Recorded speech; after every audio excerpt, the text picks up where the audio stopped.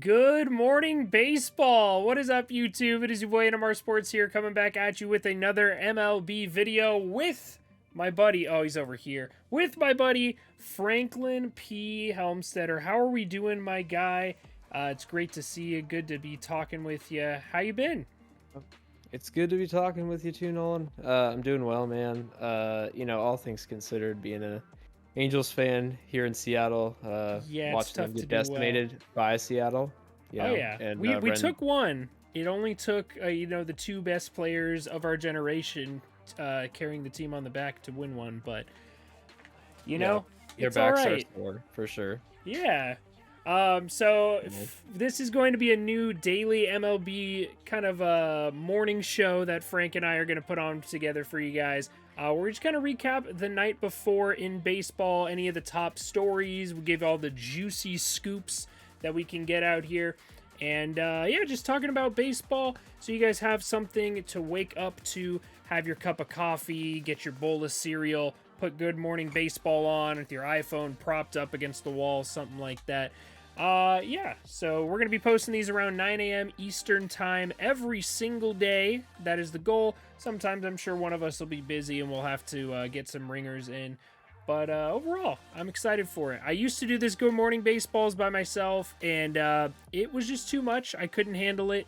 It was, you know what they say, the lights were too bright. It was a lot of work, and I like sleep. So, anyways, without further ado, let's get into talking about some baseball. And I do want to start off with the best team in baseball, unfortunately. A motto that has been echoed through the hollowed halls of the MLB for centuries at this point is Yankees suck. Well, unfortunately, the Yankees do not suck at the moment. The Yankees are actually very good. In fact, they have the highest team WRC plus in all of baseball, making them, in my opinion, the best offense in all of baseball. They also have the lowest team ERA in all of baseball. And Frank, I got a question for you. Do you think this Yankees team has what it takes to set a new record for wins in a single season, beating the 2001 Mariners with 116 wins?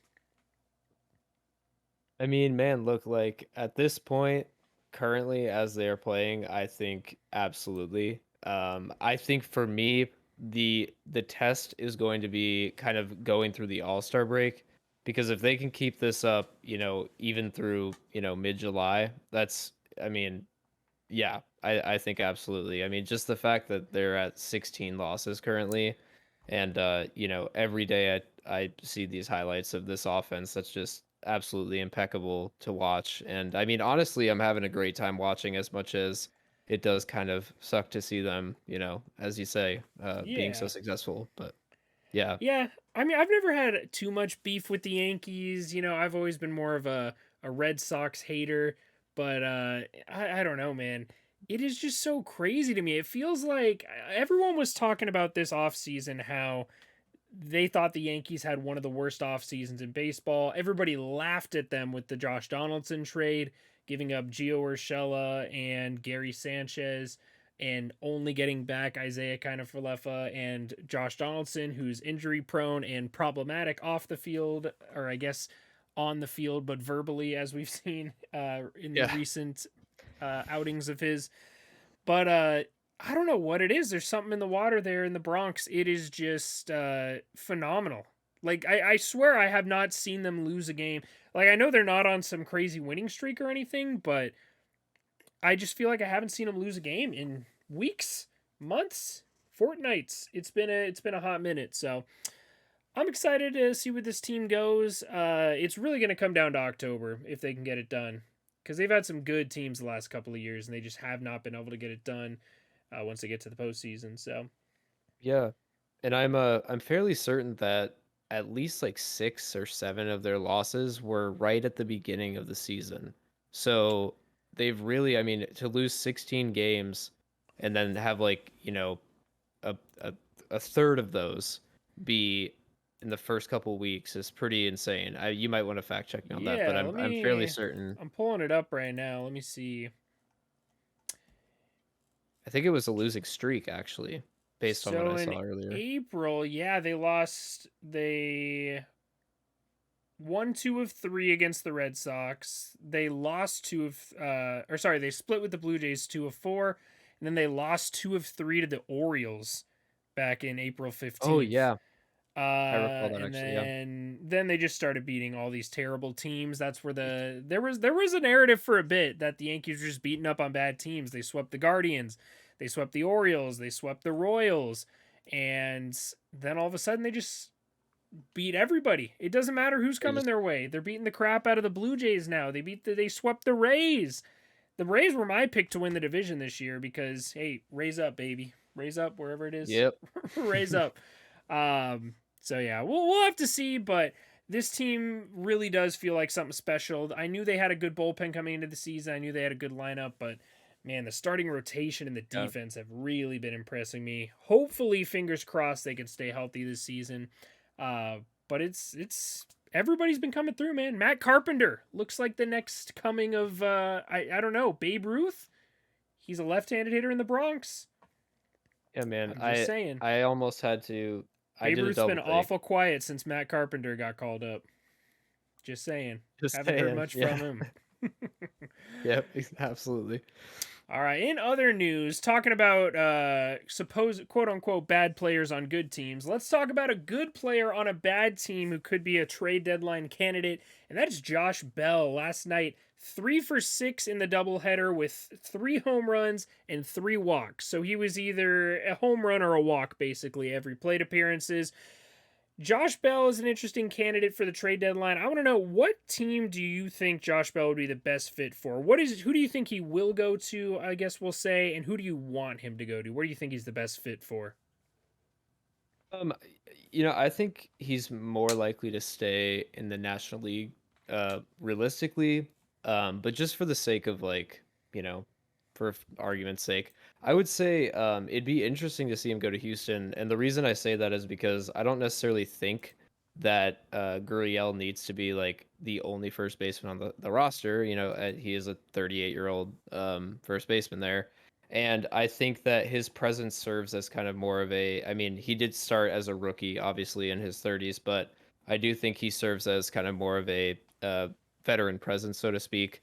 So having a younger, really good power hitter on that team would really, I mean, solidify the Astros, if not already, that they already. Oh, yeah. Well, the Sorry. top of their lineup's Yeah. ridiculous, but it does taper off at the bottom a little bit right now, it feels like. Um, Yeah. Obviously, when you have Yordan Alvarez and Kyle Tucker batting, and I think he bats 6 still.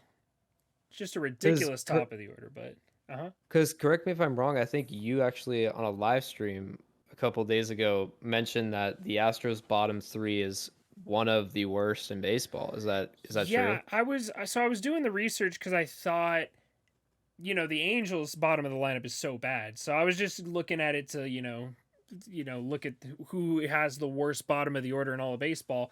And I don't know if it's just because of Martin Maldonado. I'm pretty sure it's because Martin Maldonado is an automatic out.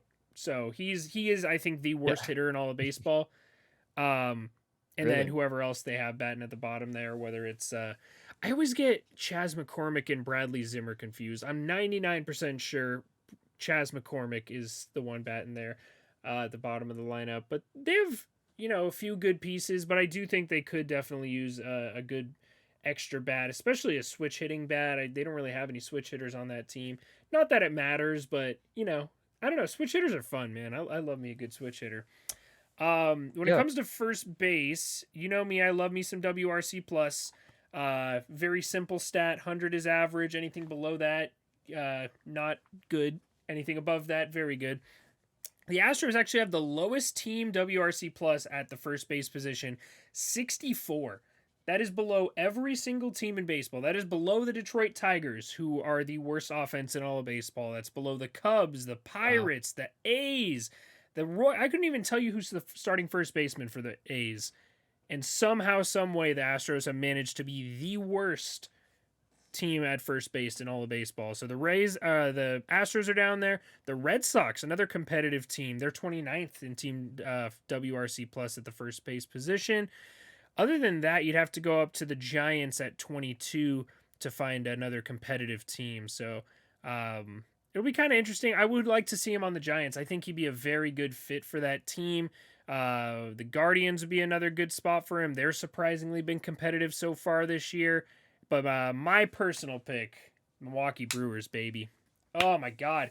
If the Milwaukee Brewers would just get some hitting, it's like they're the opposite. They're the anti-Angels. You remember the last 5 years or so, we've been like, Angels, get some pitching, get some pitching, get some pitching. The Brewers just Mm, need some bats, man. They have such a good pitching staff. absolutely. Just get a couple of bats and they could go far. Yeah, man. I could see that Uh, for I think that's more likely to actually happen, I think, in my opinion. But I do think, for the sake of this argument, it would be interesting to see him go to Houston, but I think it's more likely that he'll stay in the National League. yeah, so we'll have to see what happens on that front. But staying in the National League before we head on to our topic of the day, the Atlanta Braves had a 14-game winning streak against heading into their game against the Cubs yesterday, and they ended up losing 1-0. So a 1-0 shutout loss. The Cubs snapped their very own 10-game losing streak. Imagine being a loser franchise that loses double-digit games in a row. God, that's got to be embarrassing. Can't imagine Yeah. that. But Frank, I do have one question for you. The Braves, 14-game winning streak, and they are, let me make sure I get this right real quick with the standings. Yeah, so the Braves, after their 14-game winning streak, they are still 5.5 games back of the New York Mets, who we know have a plethora of injuries at the moment, most notably with Jacob deGrom and Max Scherzer. Do you think the Braves are going to repeat what they did last season and have just an incredible back half of the season now that they've got Ronald Acuna Jr. and all those guys back healthy? Do you think they could take the lead of the NL East? Will it be the Mets at the end of the season, or will we see a surprise team? Who knows? The Phillies could get on a run. What do you think? Well, I do know, like you said, the Phillies are, also kind of one, I think, 14-2 in the last 16. That might have been of yesterday, but regardless, I do think it's realistically going to be Braves or Mets. And despite the fact that the Braves lost Albies on that crazy, I mean, he just swung and missed. I really don't know what Oh, happened there. that was so weird. Yeah, that was, I If you mean, guys haven't seen that's it, Ozzy Albies literally just took a swing and fell to his knees and broke his foot somehow. It made no physical sense. It was like angels in the infield, but they were out here breaking feet. Like I don't understand. That's Super just really weird. bad luck. There's Yeah. no explanation, it seems like. But regardless, yeah, I think with the Braves, having gone on that run last year, I'm actually gonna go with the Braves for this one. And I say that because I think like Mets, obviously, if they can keep this up, that would be awesome. But with a couple people on the IL here, it might be a little bit more difficult for them to continue this momentum. But I will say that my favorite in terms of my own opinion and like what I would like to see, I would love to see the Mets win the division. But I think I personally see the Braves pushing forward just as they have that experience with that roster there from last year especially, and they know what it takes. So Yeah, it's going to be a very interesting end of the season. I'm very curious to see what's going to happen more in the NL wildcard race because you got to think between the Braves, the Padres, the Giants, the Brewers, the Cardinals, there's like 5 or 6 teams and they can't all make the postseason. So even with the expanded playoff format, hopefully we do see the Braves and the Mets in the postseason this year. But man, that Mets team, when they're fully healthy, is going to be terrifying. It does go to show that money can buy happiness if you're a Mets fan. I absolutely, believe they yeah. spent by far the most money this offseason. They spent an infinite amount more than the Oakland A's did. Spent a whopping $0 this offseason. So, yeah, Daddy Steve Is that Cohen. Yeah. that's Oh, crazy? they didn't Zero spend any dollars? money. You and I both spent as much money as the Oakland A's in free agency. I think the I could Orioles I can too. I could run the A's. Yeah, there were like two or It's three crazy. teams that didn't spend any money at all. But speaking of And it money, shows, I guess. that is going to lead us into our final topic of the day. This one hits a little close to home to us, doesn't it, Frank? Uh, It does. Anthony Rendon. Anthony Rendon, man. He's been dealing with a little bit of a wrist issue. It was told to us that he was dealing with some wrist inflammation. Nothing that a couple ibuprofen won't fix. Turns out, shocker, the Angels lied to us again. He is going to be out for 4 to 6 months with season ending wrist surgery to repair a small fracture in his wrist. Some gross stuff like a tendon's not fallen where it needs to or something. Basically, yeah, Anthony Rendon is legitimately made out of glass. I feel bad for the guy. He seems like a good dude. I like having him on the team when he's healthy, but I think he played 55 games last season. This year, he hasn't even hit the 50 game mark. He was great in the 2020 COVID season, but I just don't understand. Like, what would he have to do coming back these next 4 years of his contract? He's owed 4 years, 142 million. I'll have to fact check that, but about 140 million dollars. What would Anthony Rendon have to do to make this contract look even okay, even like decent production? I mean, honestly, man, I gotta say, like, I forgot about his 2020 success just simply because, I mean, these years have Yeah. been roller coasters, as we all know. And so, I mean, but watching, not seeing him very much last year, and then of course this year having that heartbreaking news today, it's very, very terrible. So I think what he needs to do is come back those next 4 years and play just decent ball, be like a solid third baseman for us. If he can do that, I think he will have successfully done. I think that will write off the pain that we have seen the past couple years for him. But if not, man, like this is going to be one of these contracts that the Angels have signed that just is absolute disaster, and it sucks because when we got Rendon, I was very, very stoked. I actually really love Rendon as a player. He's a phenomenal talent when he's healthy. I mean, this season even, his defense was great. I'm sure you can attest to that as well. Oh But yeah. No, he's one of the more underrated defensive third basemen, but he's always had injury issues in his career, and I feel like whenever you get that notification on your phone in the off season, Angels sign insert big free agent here to $300 million. You're so excited. You forget everything. You're like, no, he's never gonna get hurt. He's gonna hit 70 home runs every year. He's gonna give us where he's gonna win 2 World Series in 1 year for us. Like we're all gonna fly off into the sunset together, like the end of Grease. But uh, it's hard, man. It's hard, and this is my breaking point. I wasn't fully sold on the fact that this was a bad contract yet. I was like, he's off to a little bit of a slow start this season, but slow start for him. He had a 118 WRC plus. He was slugging around 500. He was doing enough where I was like, okay, if he gets on a hot streak around the All Star break, maybe we can call this a pretty good contract. And then he hit the 10-day IL, and I was like, he's kind of made out of glass. I'm not really liking this. But then with this announcement today, man, it's just the icing on the cake. I can't. I'm out of excuses. I can't defend this anymore.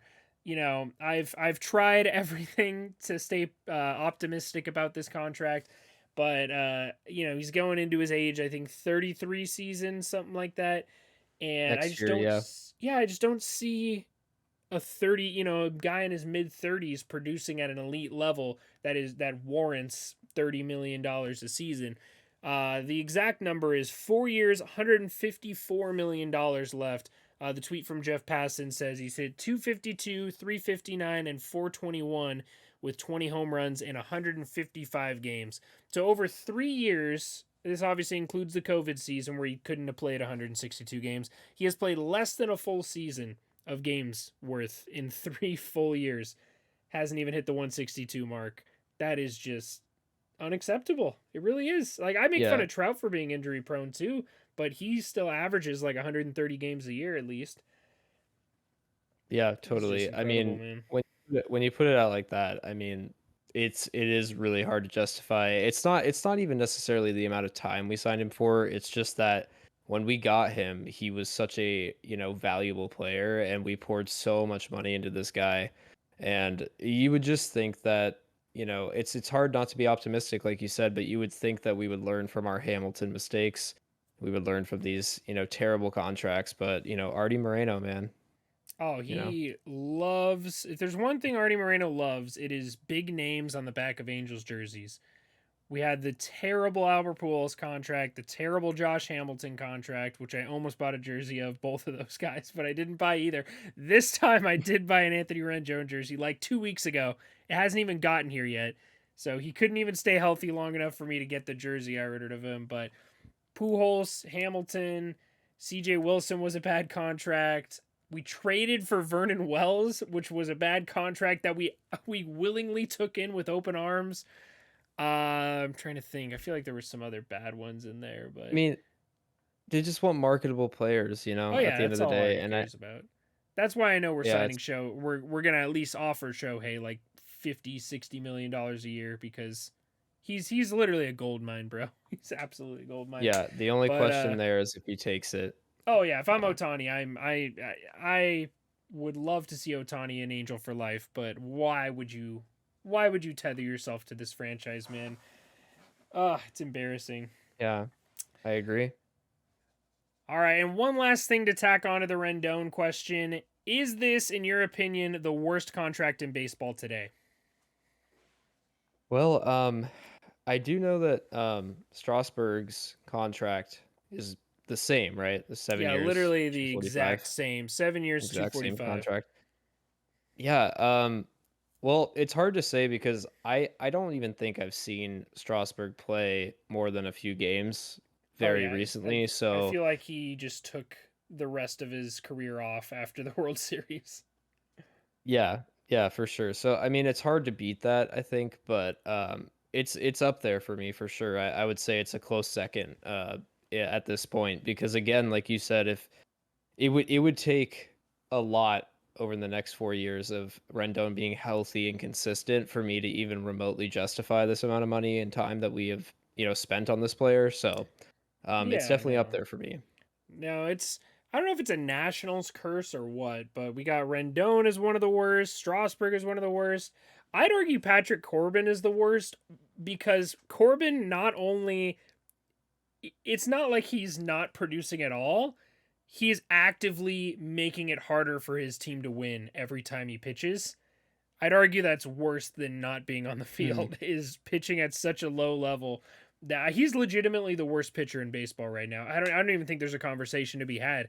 I think he is flat out the worst starting pitcher in baseball, and he's getting paid like a number 2 or number 3. So the Nationals and Angels, man, we're not very good at signing contracts. The If you're a Nationals. ball player, though, if you're a ball player who's had a good season recently, I know two teams you should be you should be reaching out to. So Yeah. all right, well, I think that is going to do it for us today on our first episode of Good Morning Baseball. Don't forget to hit that like button down below if you enjoy daily baseball content. And don't forget to subscribe for the channel for more daily MLB content as well. And let us know in the comment section, do you think Anthony Rendon has the worst contract in baseball today? That is the question of the day. I think there's a few other ones out there, but Rendon's pretty close to being the worst nowadays. So thanks again so much for watching. We will see you all in the next one, and have a great rest of your day.